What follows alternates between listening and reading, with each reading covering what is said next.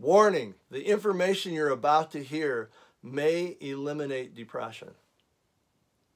I just read an article in the Wall Street Journal, and they were talking about depression, and they were talking about one question that they said that you'll never hear from a therapist or a doctor if you're in their office complaining about being depressed. And what is that question? That question is, what do you eat? What is your diet?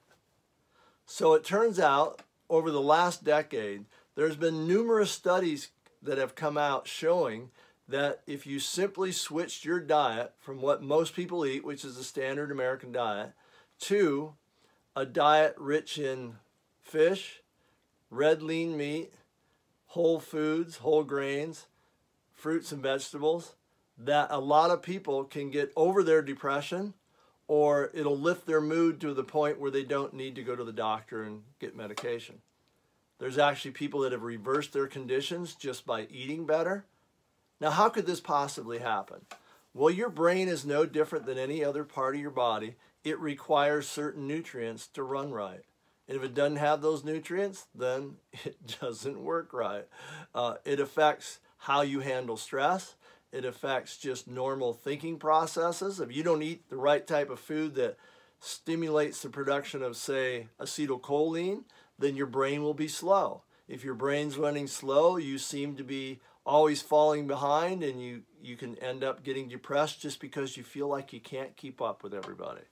There's just so many things that are connected to the food you eat, the timing of the food you eat.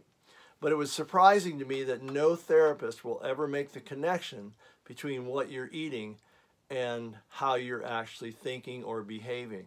And this is, again, about the disconnect. Somehow, scientists, medical personnel have decided somewhere along the line that we are just humans who will operate normally no matter what we put in our bodies until one day we have a problem. And that problem is due to the fact that we're born defective. And then they have a magical pill to take care of that defect, to balance it out so you can get back to normal. Well, things don't work that way. It's just not how the human body works. Interesting thing about this study, they said that it worked with teenagers just as well as with adults.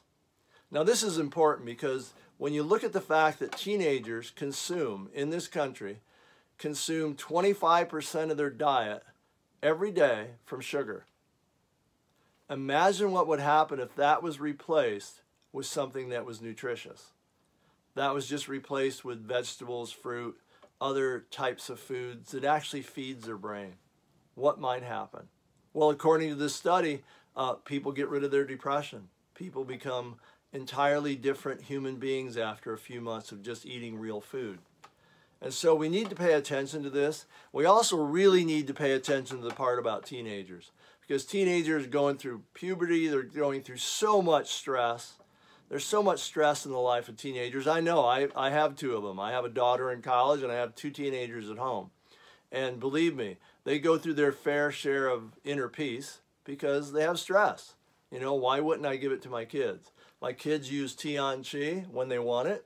I don't ask them about it. They just ask me if they can have a pack. I give them inner peace almost every single day. It's just good for their stress that they're going to encounter every single day. It's just part of growing up.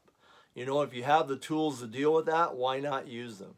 I also pay attention to their diet, and I give my kids fish oil every day because I know it's something that's essential for their brain, and because they're strict vegetarians, and I keep trying to change that, but they just won't. But they're strict vegetarians, and so I give them some fish oil every day. But we have to pay attention to these things. And if you don't think that there's, you know, the brain is actually developing this whole time that they're teenagers, think about this fact.